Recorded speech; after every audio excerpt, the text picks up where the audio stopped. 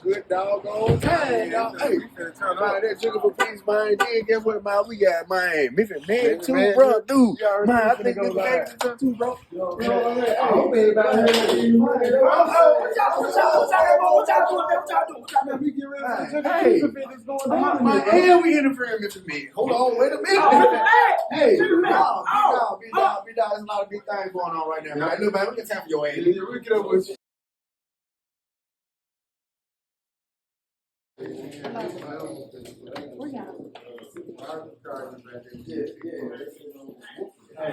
Oh, baby man, what you got going today? I don't got time for you today, Julio. Huh? I don't got time for your ass. Huh? If you don't get your burnt up Donald Trump looking ass away from me.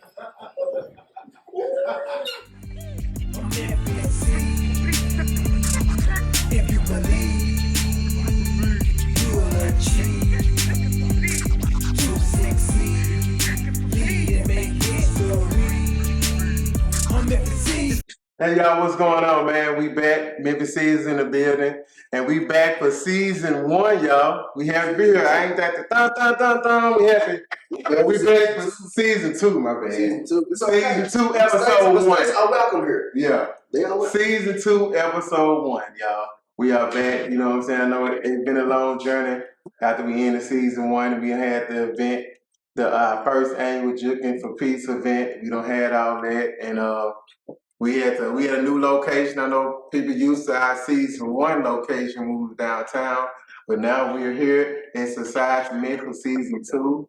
And of course we have a special guest here. We're gonna announce her in a minute. But yeah, this is season 2. I'm your host, CEO Riley Moe, and also my co-host from season 1. He's back again. The energy is in the building. Y'all already know what's on me, man. You know what I'm saying? The energy is here, baby. Look, season 2. Yeah. Look. Just because we're not even in the same building no more don't mean that things is gonna change. Things is only getting better. You know what I'm saying? I think this spot is even a little bit more my style. Yeah. So we better spice this thing up and get it going. So man, look, hey, we are about to get it popping. Let's go. Hey, I told y'all the energy is in the building, man. Well, Memphis says, yeah, no, man, we're going to introduce our guests. We don't have no announcement, but we are getting ready. But we do got an we do. Yeah, this is an announcement. We are getting ready for our second annual Juking for Peace event that's going to be late January. We're going to make the announcement in a minute. Once we finish. Who? It's going to be in February, right? Yeah. Maybe we said February, though. Maybe the first or second week in February before Valentine's Day. We said we was going to do that. So, yeah, we doing the prelim. They're getting ready to do that downstairs now. We're going to get the final 12 jukers that's going to complete the bracket of 16 jukers, y'all, that's going to compete for up to $1,000 in cash prize giveaway for this event. So, you know, in the jukers that still want to come out, they still got time before 8 o'clock to come out right quick. You know what I'm saying? Or just come out, period. And even after this, we still going to take in all jukers for our second annual Juking for Peace event that's going to be in February, y'all. So y'all don't want to miss that. We got 4 winners that's returning from season 1. Ren, Looklin, Wiz, and Music. Them 4 are already automatic in the tournament for next year. So y'all get ready. This is all the announcement we got so far. And we're going to get into season 2, man. Y'all going to love season 2. And our first guest for episode 1 of season 2, y'all. She's I think I can announce all about her. She's a comedian. She's a host. Y'all done seen her, right? She used to be a radio personality as well. She's also with Anthony Q. She's employed with Anthony Q. She do everything, host, open up, all that. She's a mother. She's an entrepreneur. What else? I don't want to forget everything, but yeah, I said it right. Host, manager, event coordinator. Rent late. I know, dude. All that. You having all that. Y'all, none other than, I ain't gonna say her real now. I'm gonna say y'all know about Memphis. Man is in the building. in this gun. I'm in this tacky ass podcast. I messed with them. I messed with them the long way. These positive men. I love what Memphis City does. I emulated Memphis Meg, Anthony Q's personal host. You gotta put the T on there. Yeah, host. You got I didn't say that. I told y'all she didn't get it right. Yeah, you got to put the T on there. Because if you say Anthony Q's personal host, we knew there was no long T. Host. You know what I'm saying? His personal host, y'all. She's here. She took time out her busy schedule. We've been trying to get her an interview for how long? Since like June or July. I know she used to be on the road. She travels to do her thing. Ain't nothing like an independent woman that's about her business, that's always taking care of business. Like when she told me she was gonna make it, hey, she came on out, y'all. We finally got her here. Meg, thank you for coming out. Like I said, this tag, hey, she better us though. You know what I'm saying? We gonna get it right in a minute, y'all. You know what I'm saying? But hey, we here. Meg, how's everything going? Was you just in Atlanta though this week or last week? Yes, I was in Atlanta on and out for the last 2 months. 2 months. The whole month of October, we did a lock-in. Called the House of Soul, where he was developing his EP album. Oh, okay. So, you know what? What was it like? We was there for like 2 months, like the lock-in, like. So, we were in the lock-in for a month. It was bipolar.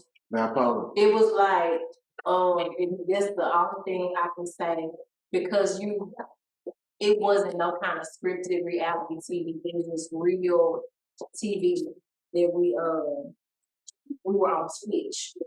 On Twitch? Mm-hmm. It was an experience because like the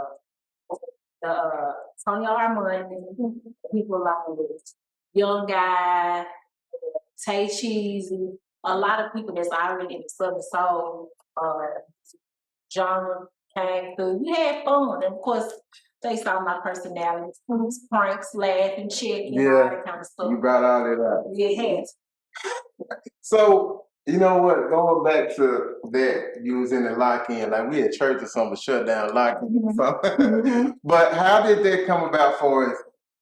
Your connection with Anthony Q? How did you come here personal host? You know what I'm saying? You got let that out, bro. Yeah, personal. How did that come? Because you know he is an up and coming star, and I saw that he recently did he recently just get a distribution deal or something? Yeah, with Capital. With Capital Rep. Congratulations, Anthony Q, on that though. So, how was it like? How did y'all end up linking up? And then you become a cousin host. Then I mean, what is it like? How did that happen? So it happened with him singing my craft. I originally reached out to him to interview him on my radio show. And just so happened my sister, Lakeisha, she had an event going on in October. Like he was coming to perform and stuff. Okay. And she wanted me to host it.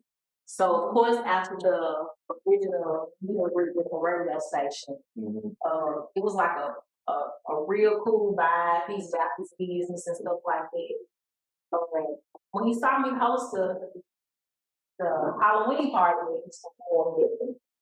he had a meet and greet for a reality show that I was an executive producer on. Okay. And from there, that's when he was like, Meg, I just want you to just host everything I do, Meg. So my mind, just like it, my mind was like everything in Memphis because I gotta put the school education. You gotta tell me exactly what you mean, but he was like everything he does, he want me to host it. And it went from there. It started out with me being the house manager on this reality show. It just went on. You had a reality show? Yeah, we did a reality show last December. It was supposed to air, but because we are so positive with how we want our black men represented and how we want people to see our black women, we said we're gonna go back to the drawing board on it because we didn't want the reflection to be what it's not. Oh, okay. You know, before I even get into you being a radio personality and also you being in a reality show? I mean, what is like? Did you have to prepare yourself to start traveling a lot? Did you have to schedule it? Because I know you got family and everything. So how was you able to work all that in? My kids grown. I got young adults. When people ask me how the kids going, I'm like, them young adults, they fine. Oh, so they good. Like all I do is pay for a space for them to be at safely. But my daughters are so well equipped for the world that honestly, even though I was presented with an opportunity that I've been wanting for like forever, because I used to rap 20 years ago. I didn't say that. Because I don't talk about it. You rap too? Yeah. I'm a Pisces. We do everything. We do everything. Yes, so I was into the entertainment 20 years ago, but I was in a relationship that killed that passion. So I just focused on being a mom. Then here we go. 20 years later, I'm back doing what I love doing. And it just came naturally. Oh man. So let's digress in this conversation because I think we need to back up before time a little bit. Okay. And so let me ask you, how did Memphis Med become Memphis Med? Good question. How did that happen? Okay, damn. We're going to jump right into it then. Yeah. Okay? Mr. Energy. That's what it is. I've danced my whole life. No stripper.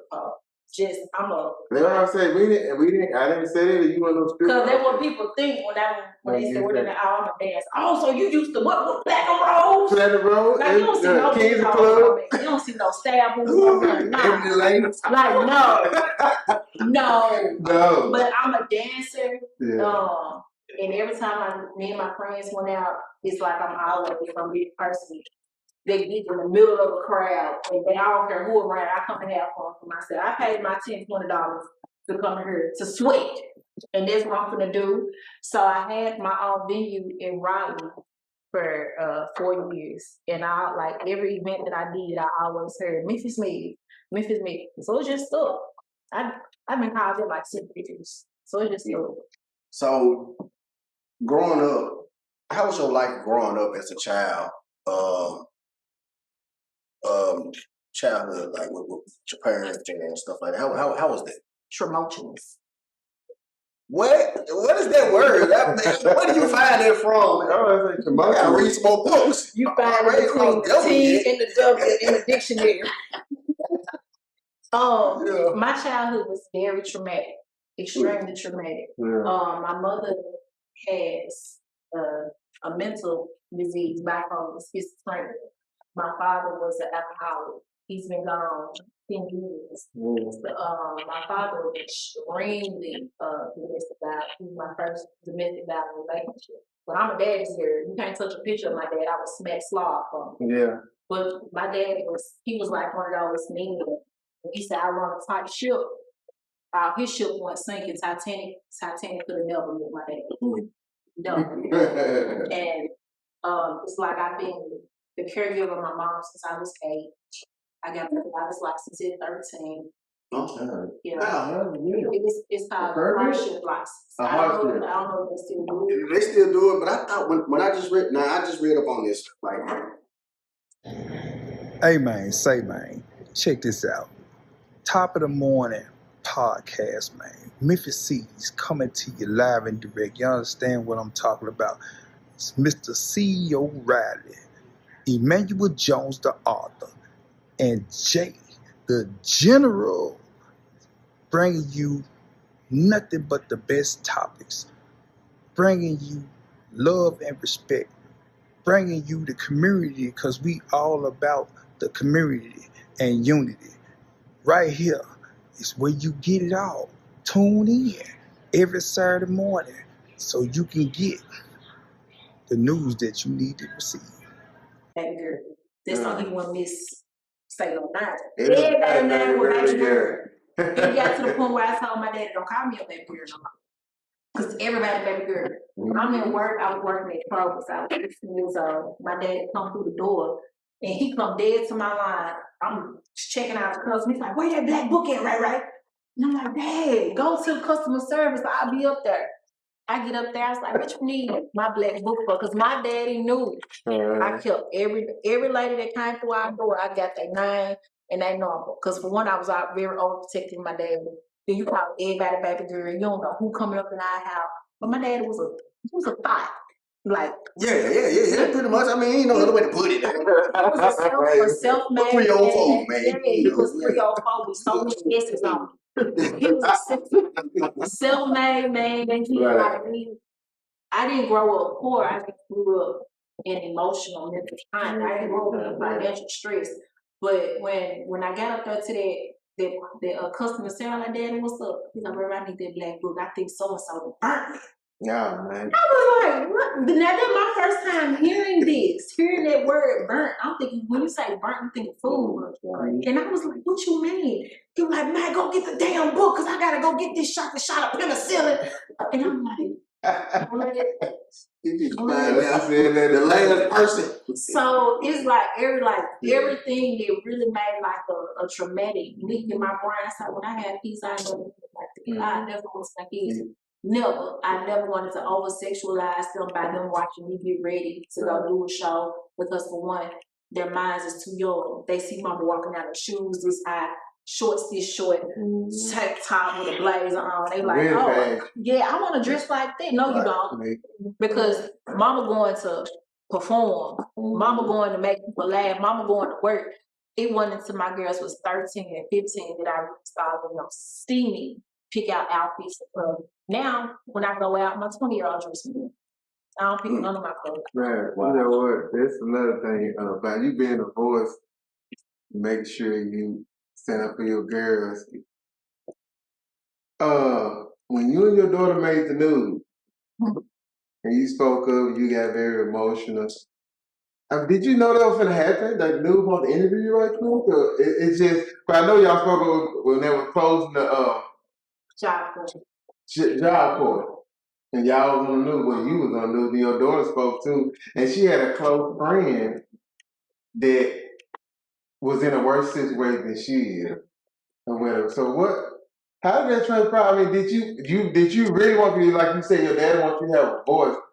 Did you feel like it was the time for you to speak out now for your daughter, for her friend that didn't have nobody to speak for her? Absolutely, because we really weren't able to put the facts on the news, like how that stuff transpired. Right. I'm like, y'all really threw them babies out there to the wolves. Sure and then on top of this, y'all had minors signing legal documents and they didn't know what they were signing. So to answer your question about if I knew it was going to happen, I pushed the executive order button on it. I emailed everybody in the city of Memphis.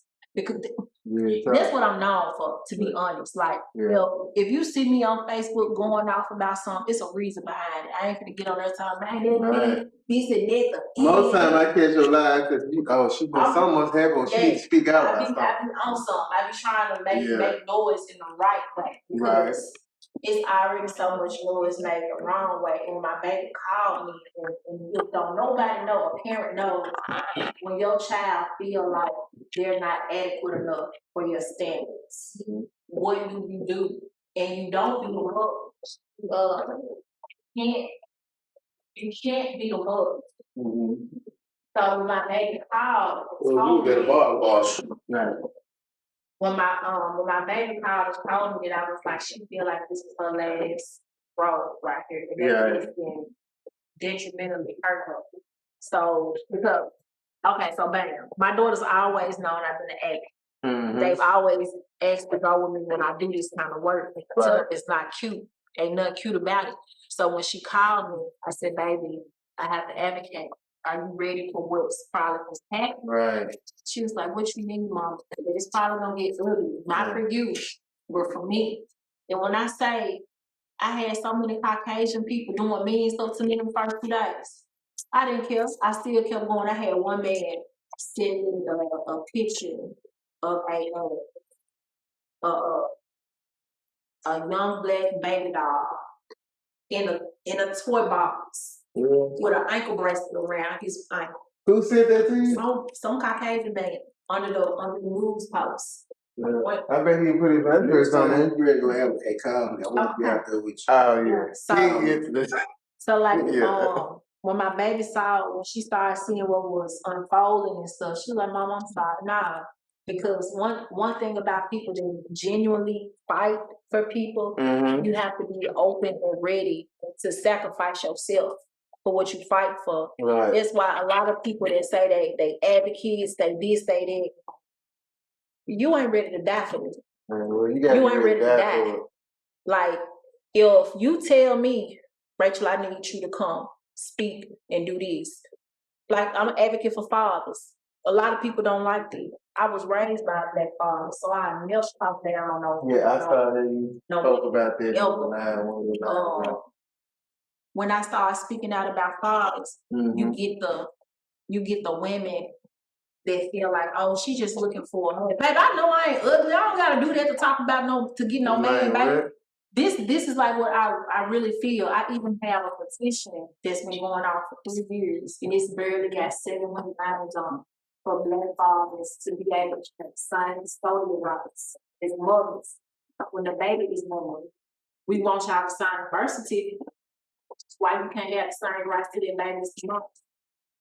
Yes. Well, they don't. I don't think they want to give us the same benefits. Right. So that'll have to come in play as far as like a lot of women use the welfare. Well, you know how to. Y'all can get that though. Yeah, I know we can. Yeah, mostly don't know a lot of men don't know the resources and stuff and whatnot.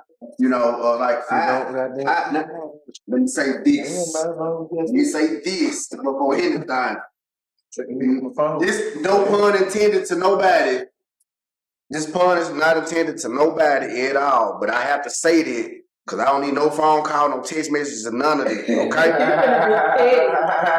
I ain't gonna be petty. I'm just saying, I have custody of my sons. If I didn't say what I said before then, you get a phone call. I probably get text messages behind it. So I'm just saying, you know, so by me having custody of my son, you know, like. People always tell me about Habitat for Home. Man, you know, you can go over here and do this right here as a single father. But I'm like, me, personally, who I am, I'm like, I don't beg nobody for nothing. I don't ask nobody for nothing. I get out and I do this. I grind. It's just that on it with me. Some people are like, man, it'll be more easy. No, this is easy for me. Sitting in the line, waiting to get a spot or whatever to make sure that my son got a home or whatever, but we still over here struggling. Right. I can't go there right. You know what I'm saying? Mm-hmm. Now, if they let us be equal to woman after signing the birth certificate, it's gonna draw so much. So the only reason why like what wouldn't do that is because think about it, and I spoke on this.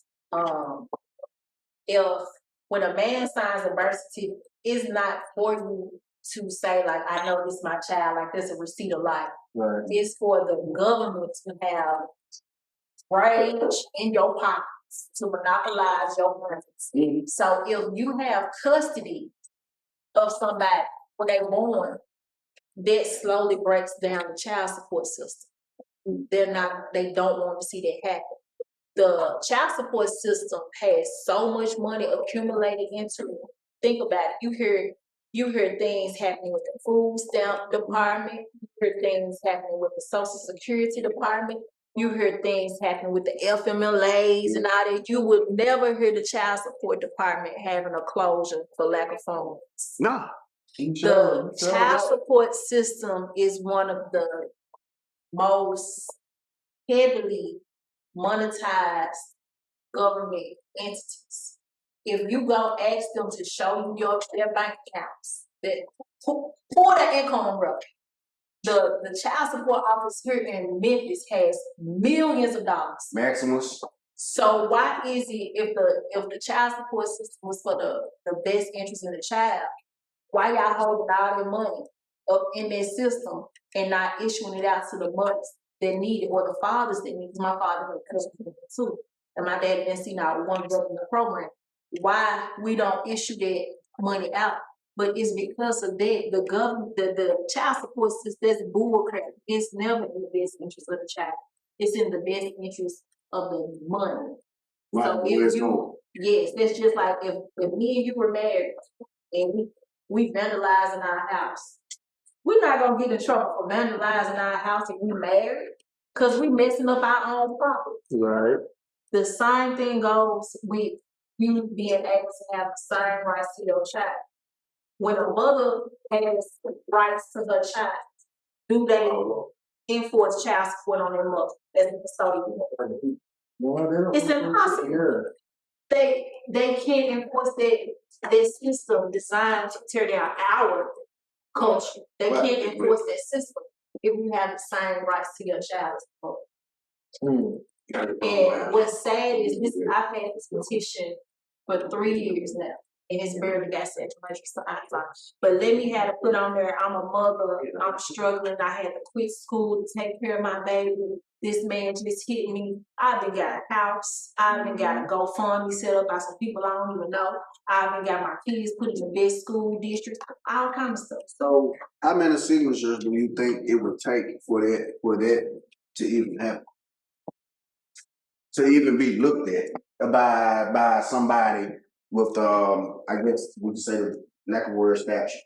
So when I designed it, when I created it, I tagged State Representative Antonio Foxon on it. In order for him to be able to take something like this to the house to run and foster, you probably have to have right aid or millions. You gotta move state to state. Yeah, me do since you been doing it right. I've had your two daughters. Which one kind of like you for with that? Like, yo, what's up, home team? Man, it's your boy, your favorite family member, RD Man with Jones, right here, man, checking in for Memphis, Top of the Morning podcast. Man, thank y'all for tuning in and checking us out and everything. Hey, continue to do that. Hey, if you got any fire topics or anybody you think we should interview, or even you, I don't care if it's your business adventure or anything, man, come on out, man, and let's do it. Let's get the fire lit on this blaze, baby. Come on, we ready. Top of the Morning podcast. We on, baby. Kid be a teacher or both of them act just like me, except for my oldest daughter. She's born today. She's a Pisces, so yeah, we actually get on each other's nerves. So y'all somebody like we are almost identical to each other. And my youngest daughter, her personality on a regular basis is my temper. My oldest daughter personality is just me. I'm calm, laid back, all that. That's my oldest daughter. Yeah, and just like me, when I just be in the house with them, so have they got used to your life or you traveling? Even though they're young adults now, but you know when you really got into being the way you are for all the multiple things you do. Are they comfortable with it? They got used to it, or they ask you, "Mom, can we go with you, travel with you sometime?" Or how? No, don't worry, don't like it. But I really felt comfortable deciding to leave corporate America because I was a corporate American for 20-something years. Food industry. I talked to them, I asked them how they feel about it because I already know, like, entertainers get backlash. Yeah. And then I get misjudged a lot by how I dress. Which I don't get I get these many curves, but I have daughters. So I have to, my daughters was like, "Mama, go on do it, girl. You in your 40s and your knees still work. Go on do it." I was like, "Sure, I'll do it." So I'm doing what I'm doing now, no matter how bad I wanted to do it. Right. I couldn't move forward with it like the girls did. Well, you know what? And then the other thing, how did that come about? When you made it to Jerry Springer, how did it? So no, I didn't do my brother. What the Jerry Springer or Maury? Maury, I mean, I'm sorry. How did that happen? Like, was that for real, or somebody asked you? So the guy on there, that's my real brother. He's a social media celebrity. That's my real baby brother. We had a sign father. Okay. It was it was actually my brother's idea. Cause he was like, man, sis, you know, we act so much alike. We had like pops, man, we need to go and do this. I said, okay, cool. And I just went did it. But I love acting. I love I love doing it. Anything of the arts, I love doing it. But that was just one of the shows. So we did a couple of more shows together. Me and my best friend did a show together. I love acting. Which show was it, like the Mars show? We did Lori, Lauren Lakes, Miss Pat still on our show to this day. Yeah, Miss Pat. You was on that show too? Mm-hmm. I need to look at that. I didn't know that. I need to do that. So, I mean, by you doing that, have you had anybody like reach out to you for any acting gigs, or you feel like you want to really do certain ones, or what? Like, so how it was supposed to go, me and my brother was working on, the reality show Box Memphis. Because if y'all know my brother, like, y'all heard of Stan G? yeah, I know Stan G. That's your brother? That's my baby brother. I heard the name. We probably know. I met him through Killer Mike. Don't live Killer Mike. My partner passed away. Promoter. I met Stan G. Stan G. He always said, "Oh man, oh man, yeah." That's my blood baby brother. So he been a lot of guys that kind of go ahead on him.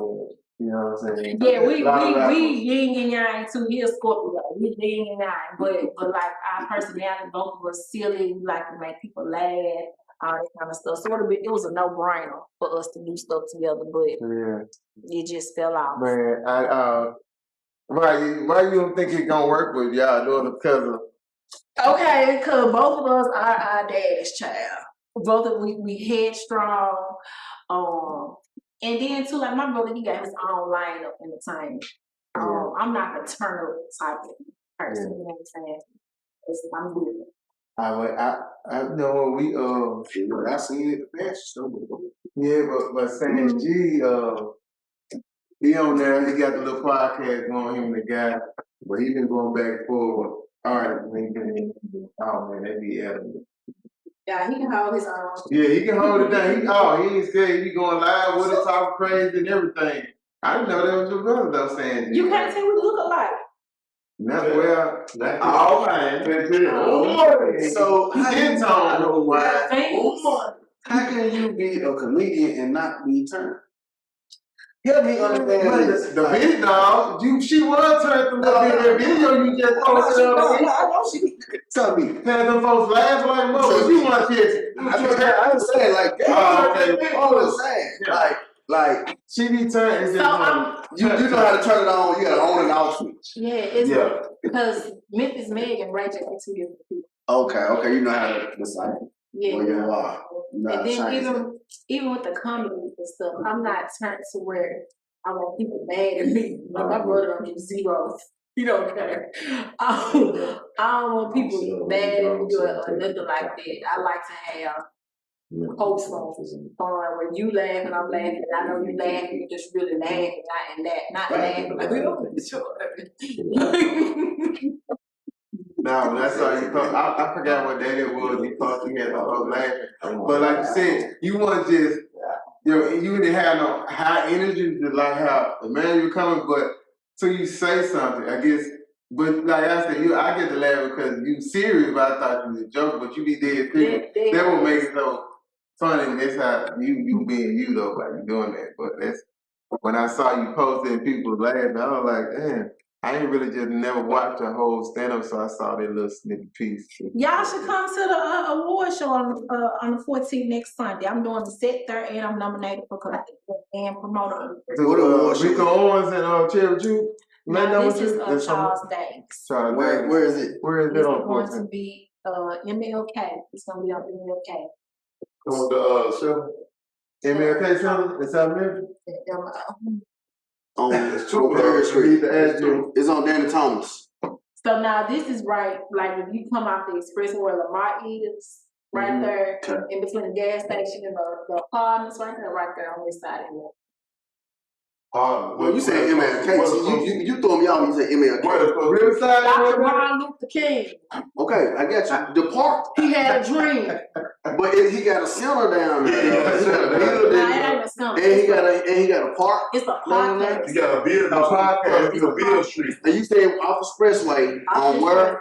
Dr. Martin Luther King. Off the expressway. Where is that? Lamar what? Look here. I put the flyer in. That's what I was like, put the fire and I send it See, to I ain't been in the group. That's how I was.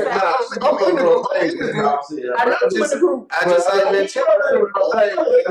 page and I send it to you. I've been. You know what? I've been on vacation for. Oh my. You know, Stan G got his own way. Okay. So now I gotta make time for that. Okay, I'm gonna make time for that because I already thought about. I don't know. All I know is to see the 14th, the day that my grandma transitioned in my home. So it's a day of celebration for me. You know what I'm saying? Yeah. I'm absolutely coming. Had me a great time. For sure.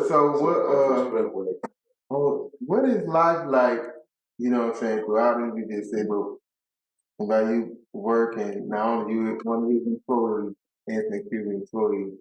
I mean, what is life like? You got a certain schedule you gotta go by, you gotta check in with them every day, y'all get started, get ready to hit the road. Check in. Who I look like finesse? What's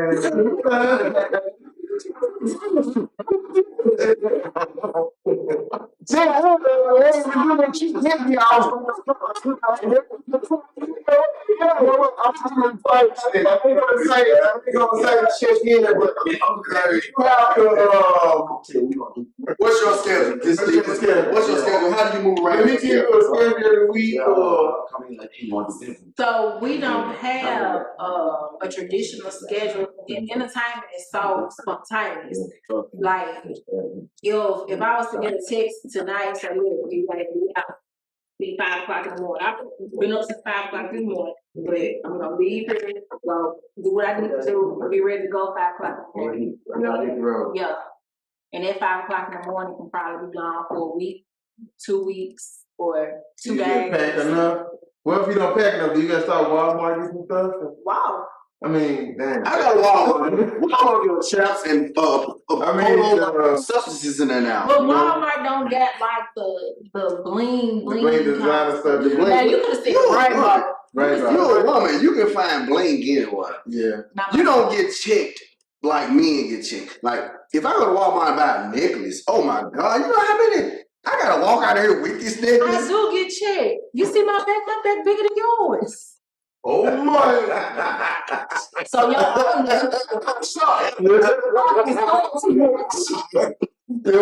Well, you know, it's not just Walmart, but you know, like you said, y'all might go leave. You might be gone for a whole week or so, but you might pack enough. But then when you don't pack enough, where y'all gonna stop in certain places? Y'all hit the mall, get a few yeah, things. we have to.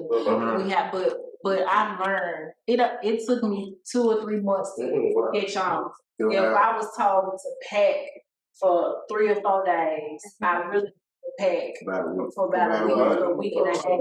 Even if I don't have like different outfits, I can switch. But make sure you have at least a week and a half, 2 weeks worth of underwear. You got to. Well, what's the longest y'all done been out since you've been working family crew? What's the longest? Was it when y'all went to Atlanta for a couple months? That's the Yeah, longest? so it was a month, the whole Shut month in? of October. Then I came home for like 2 or 3 days in between. Like October the 28th, I was here for Halloween, and then after that, I was gone probably almost the whole November. So when the next time y'all going back on tour? Our first show, actually, that starts the tour is January 31st. But we got shows in Texas at the end of December. But the tour starts January 31st. Okay. So what? While you out doing that, what are your rituals you do to prepare yourself to hit the stage for every show? What do you do? Good question. Dance. Yeah, I be seeing that. You be getting knee. Don't fall. One day you fall on the screenshot. Don't fall. Like, man, just said. I'm telling you, if I fall, they gonna think it was a part of the set. Yeah, Cause she a comedian like that. Yeah. Mm-hmm. So that's your ritual to get yourself turned up, to get your nerves loose. You dance. Yeah, cause see, I don't. You don't hit a shot. I don't drink, I don't smoke, I don't do nothing like that. Cause see, my dad was Yeah. yeah, so I don't do. My mom smoked worse than every Amtrak train. So, So that's your ritual for every show. You just dance. Yeah. What's up, y'all? Right quick, don't forget to keep tuning in each and every Saturday for Memphis City Top of the Morning podcast with your boy CEO Riley Moe and my co-host Arthur Manuel Jones. We also are going to keep a special guest for you all each and every Saturday. We're going to be playing independent music, and we also got promo packages. So y'all make sure y'all stay tuned in, stay locked each and every Saturday with Top of the Morning podcast. We appreciate like you. if you was to come up to me, like right now, I'm sweating like y'all got a sprinkler on over me. I'm nervous. But I understand what you're saying. Yes, I'm nervous every time. I'm nervous. But this is what I do, I guess. That's why I want to do it. But I don't need this beast, but hey. But now I had to, I had to get used to it. You know what I'm saying? When we first started, I reached out. You like, man, how we going? We fed up each other though. So they so that's your thing. You just dance. That's it. You don't just get out there. But you still be nervous though when you be out there hosting left. I be nervous. Okay, so I used to be a teacher too. It ain't too much that I ain't done. I was nervous teaching my class. Like, it's not nervous because I'm afraid. It's nervousness because I don't want to fail. That's what it is. I like this. You have so so it's like a die attack. You afraid of failure? Oh, Yeah, absolutely. I have a problem with that. Yeah, I mean, now when I go and speak, I'm up there. I'm nervous because I don't know how if they're gonna receive me, how they receive me, and stuff like that. You know, so even though I know that I got a dope message, but I don't know if somebody's gonna walk away with what I was expecting them to walk away with. Right. You know what I'm saying? So it's different types of nervousness that you can get though. For sure. Even like when I'm doing comedy, cause see, like I'm a little dulled out for real in real life. Like elevator probably go almost to the top, but it just stuck a little bit like the elevator on good times. Yeah. You know what I'm saying? Even when I do my sets, nothing is real. You just freestyle. I literally go out there and feed off the audience. When I say I can read the audience real good, I can read the audience better than I can read a book. Oh, well, but it is reading. Gifted. See, gifted is a good way to say smart. Yeah, I said good. No, That's not saying you know. I said you gifted. You're not slow. Because that's a trade. One thing I would trade like nothing can't do. Ain't nothing you can't. That's the gift. Everybody not multitask. So, do everything. My greatest way that I He said she's slow. the greatest way that I maneuver through life and able to do what I do is reading the environment. Understanding the environment would help me get to where I am right now. Wow. So the gift that you have, do you know how many people don't even know how to do that, don't have that? That's a luxury. This is a luxury. You know what I'm saying? Right. That you're able to go in there and you're able to stand up and actually and open up for this the way I'm going. You know what I'm saying? These strangers, man. Yeah, right. And you're able to go in there and you're able to give what you give, and people sit there and laugh. I'm pretty sure some people think about how many people actually go on a set and think they know the environment and don't get a giggle. Yeah. It's true. Yeah, it's true. So have you had one of those? Because you scratch your head, so.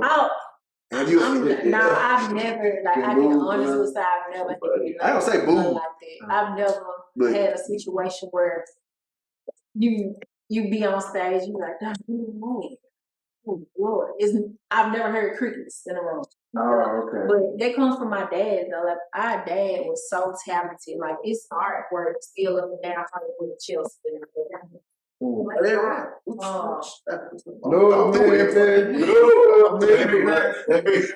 don't wrap it up. On the wall. You talking on the wall. You talking about the drawings on the wall. Like no, he used to paint like the professional signs for buildings. Oh, okay.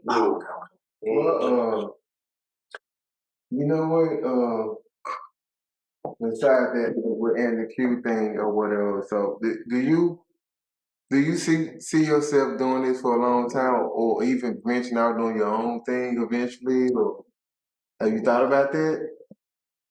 Absolutely, because I got common sense. I know these ain't gonna be the way they need. I know you might get out there one day, you're gonna fall and lay down. And then it's gonna Give me your own people.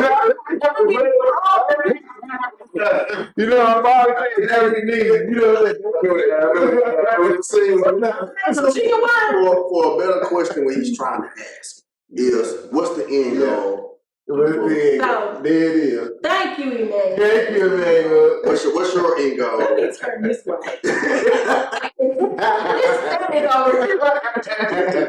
So the end goal, I just want to get like what I'm doing more globally now, because I manage comedians. I want to get back to doing that more, and then too, I've always been told I'm supposed to be in ministry. Now I know God did not make me to talk about like the Bible and stuff like that.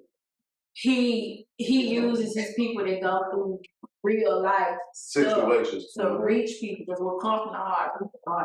So even when I'm up on stage, like doing our shows, I speak to the women, I speak to the men. It's not always the turn up. And before I get off the stage, I'm telling those women, if a good man brought you here, you need to give him some head. I mean, give him a hug. Shit. Hey, whoa. But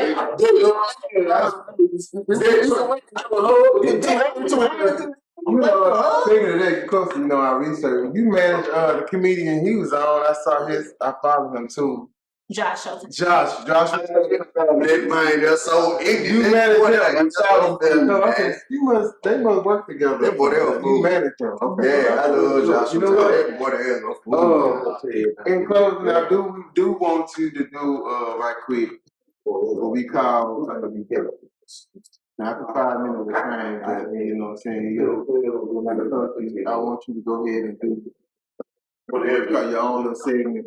Like you said, you know, when you go live and speak out as an advocate, you know what I'm saying, you can give us a couple of minutes of that before we close out. You want to say anything to the young ladies, the young adults that's been what you've been through and came where you come from, what the best advice you would like to give them, and what type of motivational advocate info you want to feed to these people that's out here, or either older people that want to be in your shoes, but they're afraid to come out. Well, don't forget the men, because she's The men, though I said, young men. Because I was like, what you want? Because I advocate for suicide. So look, do you? Yeah. In the put it out. Whatever you have, do you, because you're advocating for all that you have. So right now, if you had the last words of the show, 60 seconds. what's your last words of the show for everybody? Okay, that for you know. everybody. So I will start this off with, because I advocate for fathers and I'm being interviewed by 2 strong Black men. Let our men have a safe place to speak their emotions without making them feel like they weak, without making them feel like they're not capable of doing things, they're not manly. Women, stop making men feel like your happiness depends on them, because if you're not happy before them, you're not going to be happy with them. You're not going to do nothing but turn them down. And 2, understand that men have traumas too. Our world just doesn't give them the pass to speak on it freely. We don't allow them to say, well, when I was younger, this happened to me. We have so many men walking around now that think like, well, it happened to you when you was a child, you're grown now.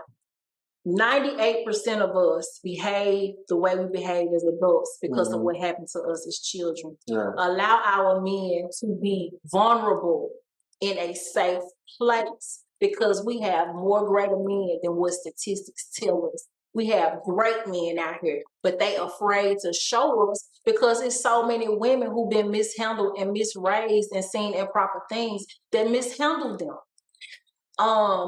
With the women, I advocate for domestic violence, suicide, and also, Lord Jesus, what else? Mental health. So much good. The trauma that we went through, we couldn't control it. But baby girl, we most definitely can control our healing process. Stop making people around us feel like they have to be our Band-Aid, our peroxide, and our goddamn crutch. Get up off your ass. Do a self-evaluation. Sometimes it hurts to be real with yourself.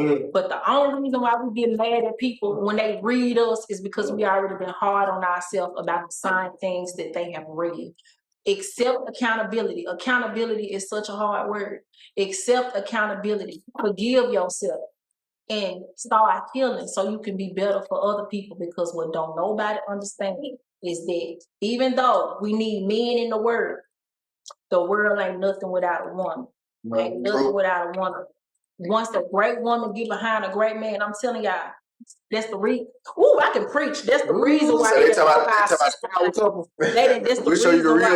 didn't broke us down like that. Yeah. Because once a strong black man gets a strong black woman behind him that's gonna check him on things that's wrong the proper way and encourage him the right way and don't belittle him when he is wrong, baby, I'm trying to tell you that them are the men you call kings. Stop calling these men kings that's out here in y'all kids goddamn fruit snacks and leaving the damn paper on the floor now.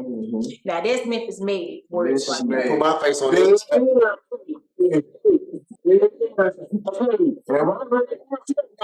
Y'all heard it, and we out. There you go. Shout out to Memphis for giving her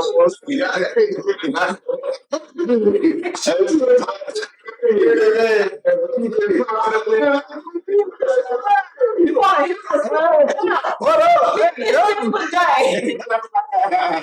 But there it is, y'all. Shout out to Memphis man for that good segment, man. We really wanted, we needed that, and we gonna. Of course, that's gonna be separated from the podcast. We're gonna make sure that's gonna be, you know what I'm saying, a good segment that we can just share. Everybody take their message and run with it. And man, you know we thank you. We finally got you here. You know what I'm saying? Been down there 6, 7 months, but hey, you came and you did your thing. Thank you for having me. Thank you for coming out.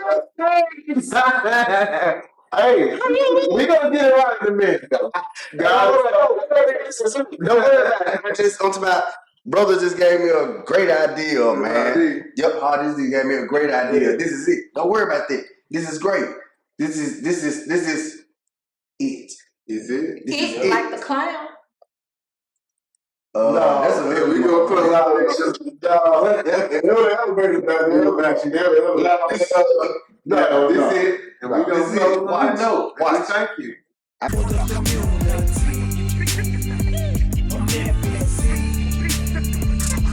If you believe, you'll achieve. To succeed, lead and make history. I'm Memphis. It's for the community with unity and impunity. Give me my flowers now, no need for a eulogy. We the people developing love and equality. Feed the homeless, help those living in poverty. Teach and raise our children, time to change our culture because they are our future. The war is not over till the fair lady sing. Your future self is watching, time to ignite our dreams and cut the bucket master stream.